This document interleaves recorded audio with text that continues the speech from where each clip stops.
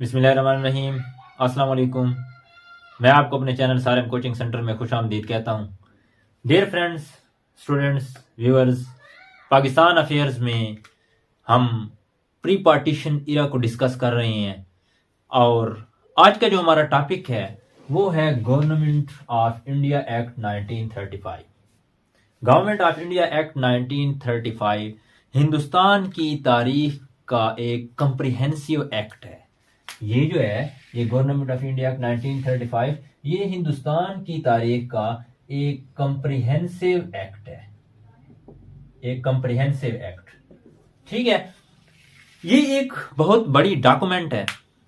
इसकी बैकग्राउंड की बात करें हम तो आपको हम पिछले लेक्चर्स के अंदर पढ़ चुके हैं। जो 3 राउंड टेबल कॉन्फ्रेंसेस हुई हैं वो क्यों हुई थी, उसमें मैंने आपको बताया था कि हिंदुस्तान के कॉन्स्टिट्यूशनल प्रॉब्लम्स को सॉल्व करने के लिए ब्रिटिश ने राउंड टेबल कॉन्फ्रेंसेस मुनक़िद कराई ब्रिटिश के अंदर, और हिंदुस्तान की सारी क़यादत को बुलाया कि वो मिल बैठ कर अपने कॉन्स्टिट्यूशनल का कोई सलूशन निकालें, कोई हल निकालें।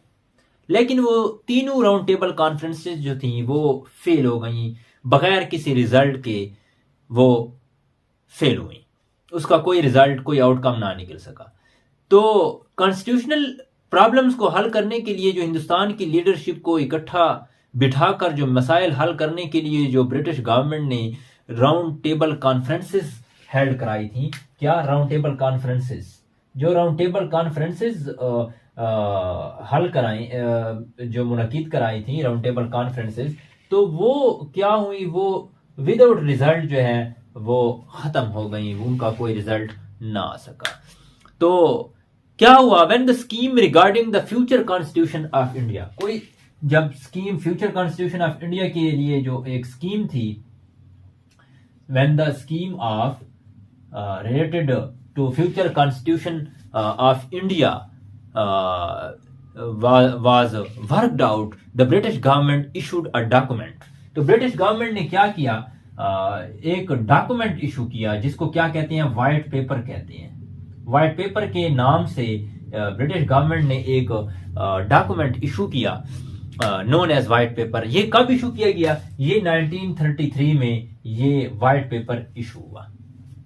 ठीक है, तो व्हाइट पेपर में ये कहा गया कि जो डायरकी, जो 1919 के एक्ट में जो प्रोविंसेस के अंदर डायरकी थी, अब जो है वो क्या होगी, डायरकी जो है, डायरकी वो सेंटर में होगी। डायरकी कहां पे होगी, वो सेंटर में होगी। इस व्हाइट पेपर के अंदर एक ये बात की गई कि डायरकी सेंटर के अंदर होगी, और जो प्रोविंसेस हैं वो उसमें क्या होगी, उसमें रेस्पॉन्सिबल गवर्नमेंट होगी। Responsible government in provinces, provinces के अंदर क्या होगी, रेस्पॉन्सिबल गवर्नमेंट होगी। तो ये किसकी, ये व्हाइट पेपर की बात हो रही है। In 1933 a joint select committee of British parliament was constituted.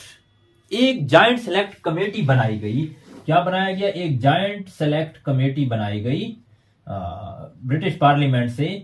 British parliament से क्या बनाई गई, जॉइंट सेलेक्ट कमेटी बनाई गई ब्रिटिश पार्लियामेंट से। तो क्या हुआ, ये कंस्टिट्यूट की गई, और इसका जो चेयरमैन था लॉर्ड लिनलिथगोव, लॉर्ड लिनलिथगोव जो था वो इसका क्या था, वो इसका चेयरमैन, ये लॉर्ड लिनलिथगोव जो था ये चेयरमैन था इसका, इस कमेटी का, जो कमेटी बनाई गई उसका चेयरमैन ये था। तो कमेटी ने क्या किया, अपनी रिपोर्ट सबमिट की दिसंबर 1934 के अंदर। ये जो कमेटी थी इसने रिपोर्ट सबमिट की दिसंबर 1934 के अंदर। दिसंबर 1934 के अंदर इसने अपनी रिपोर्ट सबमिट कराई। अ bill was drafted on the recommendation of the committee. एक बिल ड्राफ्ट किया गया इस रिपोर्ट की रिकमेंडेशन के ऊपर, इस बिल की रिकमेंडेशन के ऊपर एक बिल ड्राफ्ट किया गया।